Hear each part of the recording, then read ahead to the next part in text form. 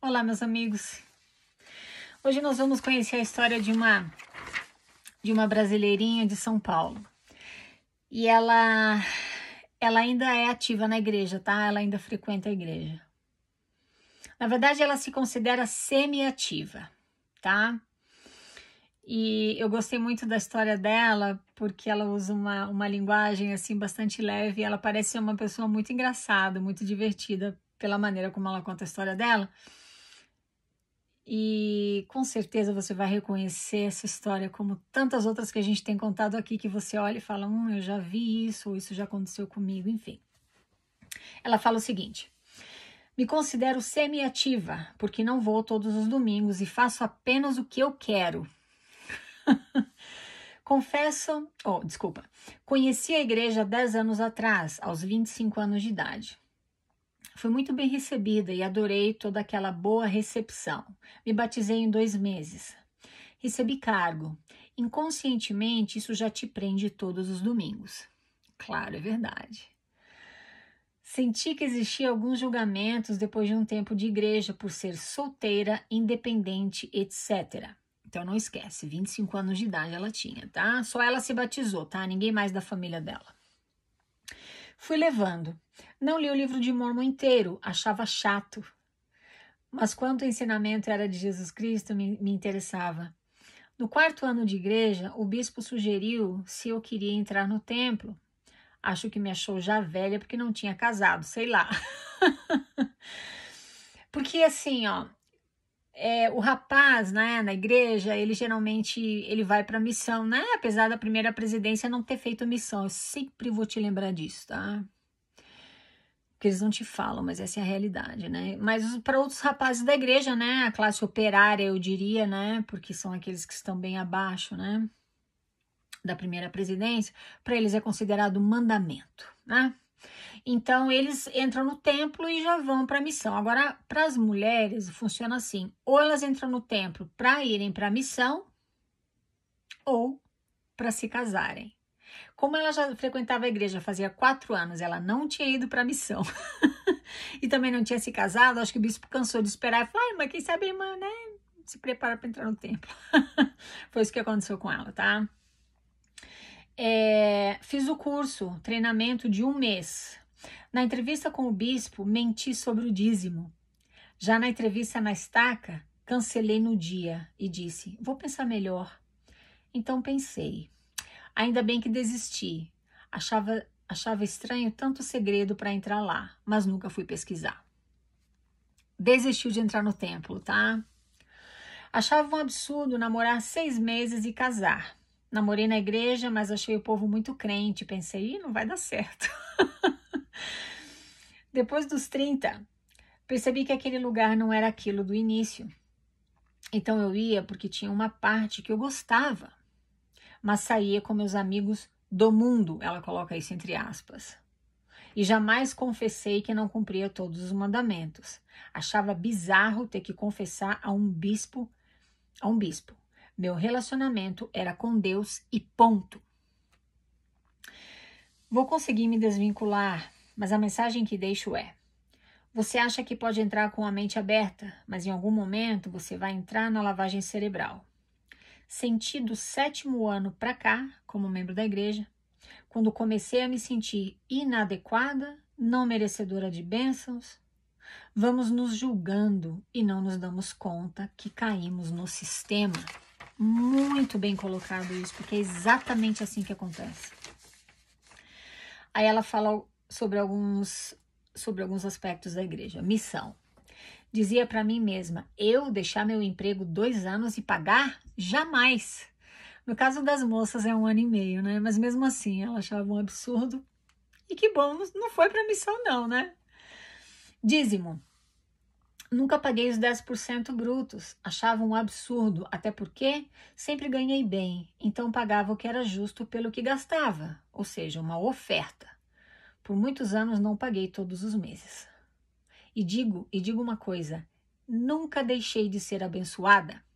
Mudei de emprego e cargo, adquiri meu apartamento, carro, viajo, mas neste aspecto não falava nada.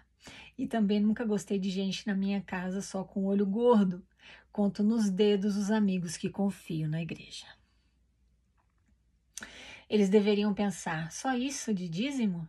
Não deve ser integral pelo carro que ela tem, casa, etc. Eu não estava nem aí. Esse foi o ano que mais paguei. Mas desde setembro, quando comecei a ver os vídeos, não dei mais nenhum centavo. Que bom, não precisa dar não, querida. Ixi, tá sobrando aqui para eles, viu? Eles é que deveriam te pagar para você ter cargo e trabalhar para eles. Deveria ser o contrário. Bebidas. Não cumpria a risca, mas me considero que nem bebo tanto, porque era mais no carnaval, quando viajava com amigos do mundo. Ela coloca entre aspas. Um vinho de vez em quando. Mas agora vou beber meu vinho mais vezes. Adoro. Bispo. Com relação ao bispo, né? O que ela tem para dizer. É minha gata aqui de novo fazendo barulho, tá? Ela tenta abrir a porta. Ela quer entrar no closet, mas tudo bem. Bispo. Ainda bem que nunca confessei. Se já há julgamento sem falar nada da vida dos membros, imagine falando. Enfim, para finalizar, acredito em Deus e Jesus Cristo. Me considero uma pessoa do bem, mas não acredito em um Deus condicional e esse plano ridículo de virar deuses. E nem nessa balela de que só terão bênçãos se cumprir os mandamentos. Eu sou prova disso, que é mentira. Ainda bem, usei meu dinheiro para viajar e adquirir minhas moradias. Então hoje vou quando quero. Pego só o que é bom e deixo o resto. Vivo um dia de cada vez. Ainda bem que abri minha mente, e isso não deve ter danos muito profundos, mas sempre há danos. Todos os seres humanos terão alegrias e momentos não muito bons, mas tudo bem, porque tudo passa, estando ou não na igreja. Querida, muito obrigada por mandar a tua história pra gente. Sabe por quê? Eu aprendi aqui nos Estados Unidos um termo que eu nunca tinha escutado falar no Brasil, que eu já comentei também em algum vídeo anterior ou até mais de uma vez. Você é uma Mormon progressista. Você mandou esse e-mail para mim em novembro do ano passado, então eu não sei muito bem se você ainda, quer dizer, eu não sei, né, se você ainda está frequentando a igreja ou se você abandonou de vez. Mas independente disso, você é um mormon progressista. O que significa isso? Você vive a religião do teu jeito. Você parou de pagar o dízimo por alguns meses, você não estava nem aí. Você sempre achou bizarro esse negócio de ter que confessar as coisas para o bispo, você não confessa. Você pensou, quer saber? É coisa muito estranha esse negócio de templo, é tudo muito secreto, eu não vou entrar não. Você decidiu não entrar. Você teve o pensamento crítico de falar para si mesma, eu largar meu emprego e pagar para servir missão?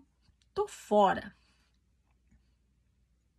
Você conseguiu te relacionar com teus amigos do mundo, que você muito bem coloca entre aspas aqui, tomar teu vinho e não sentir aquele remorso horroroso, né? Você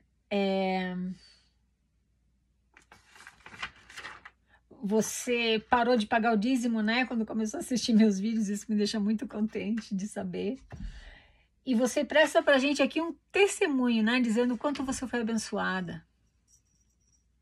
Porque você conseguiu empregos melhores, pelo jeito você foi promovida aqui, né? Você fala que mudou de emprego e de cargos, então você conseguiu comprar teu apartamento, provavelmente trocar de carro, viajar. Então, assim, esse é um mormon progressista, você vive a religião do teu jeito, ou seja, você não abriu completamente o teu cérebro para lavagem cerebral. Eu sei que lavagem cerebral é um termo pesado, mas se você prestar atenção no modelo Byte, que eu também já comentei a respeito aqui com você, a igreja mormon, ela pratica todas as estratégias que estão lá no modelo Byte, que é considerado pela psicologia técnicas de manipulação mental. Então, manipulação mental é o termo, eu diria, técnico, mas a gente, né, usa no popular lavagem cerebral. Ou seja, você chega a um ponto em que você perde a tua própria identidade, você só acredita no que você escuta deles, e você só tem uma autoestima elevada quando você está alcançando as expectativas daquela instituição. E aí você fala aqui que você começou a perceber isso a partir do 7º ano como membro da igreja, até que demorou para acontecer isso com você, mas muito provavelmente demorou tanto tempo porque você conheceu a igreja aos 25 anos de idade, quer dizer, você já não era uma criança ou uma adolescente. Então demorou um pouquinho mais para essas coisas entrarem no teu cérebro, mas elas começaram a entrar, tanto que você fala aqui que você começou a se sentir inadequada, não merecedora de bênçãos, você começou a se julgar. Exatamente. Por que você começou a achar que não era merecedora de bênçãos? Puxa, mas eu não estou pagando meu dízimo como deveria. Eu não estou guardando a palavra de sabedoria como deveria. Tá entendendo como as regras e padrões de vida que eles estabelecem para você, eles são os únicos aceitáveis para que você tenha uma autoestima elevada. Caso você não esteja atingindo as expectativas da instituição, a tua autoestima... E você não se dá conta disso. E eu passei por isso. Só que eu não me dei conta exatamente como você fala aqui. Você não se dá conta. Você se culpa e você se autossabota. Porque eu estava sempre fazendo o melhor que eu podia em todos os aspectos. Eu nunca consegui ser nem perto de progressista. Eu conheci a igreja aos 9 anos de idade. Então aquele era o mundo que eu conhecia. Só que por mais que eu me esforçasse, por mais que eu fizesse, eu sempre me sentia inadequada, sempre tinha algo para fazer melhor, sempre tinha algo que eu estava falhando. E minha autoestima... Então, meu querido, minha querida, você que está escutando a gente aqui, escutou a história dessa paulistinha, ela é de São Paulo, não lembro se eu falei isso no início do vídeo ou não, mas ela é de São Paulo, tá? Ela fala numa parte aqui da história dela que ela continua frequentando a igreja porque tem coisas boas das quais ela gosta lá.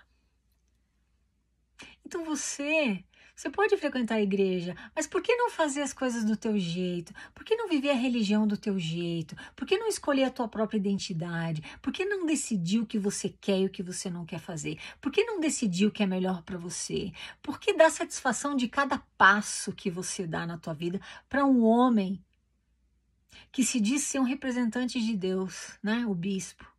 Para quê? Se você consegue ser como ela, fica na igreja, pelas coisas que a igreja tem de bom, pelo senso de comunidade, sejam quais forem os teus motivos, mas se é algo que é bom, você não precisa jogar tudo no lixo, né? A menos que você esteja realmente sofrendo lá dentro, como é o caso de milhares de pessoas e como foi o meu caso. E eu não me dava conta que era exatamente a igreja que era o problema na minha vida. Eu vou te dar uma sugestão, ela fala aqui sobre o dízimo. Sabe aqueles 10% que você paga religiosamente para a tua igreja ali, você dá um jeito, faz um sacrifício e paga? Se você saiu da igreja, né, você é um ex-mórmon, ou você frequenta, mas é progressista como ela, por que você não começa a economizar 10% do teu salário, faz o sacrifício que for. Em vez de entregar para o bispo, coloca numa poupança, esquece esse dinheiro. E você vai ver quanto você vai acumular no final do ano. Eu paguei meu dízimo a minha vida inteira. E as coisas sempre foram muito difíceis. Quando eu parei de pagar o dízimo, eu conheci lugares do mundo que eu nunca imaginei que eu ia poder conhecer. E eu conquistei um padrão de vida que eu nunca imaginei que eu ia conquistar. Eu não sou rica, eu trabalho e trabalho por necessidade, mas eu consigo viver e ter coisas na minha vida que eu nunca tive enquanto pagava fielmente meu dízimo para a corporação, né? Nada para Deus. A gente já conversou várias vezes sobre o dízimo aqui. E você sabe onde esse dinheiro vai. Tá bom, meus queridos? Fica aí a ideia, né? Fica aí para você a ideia, tá bom?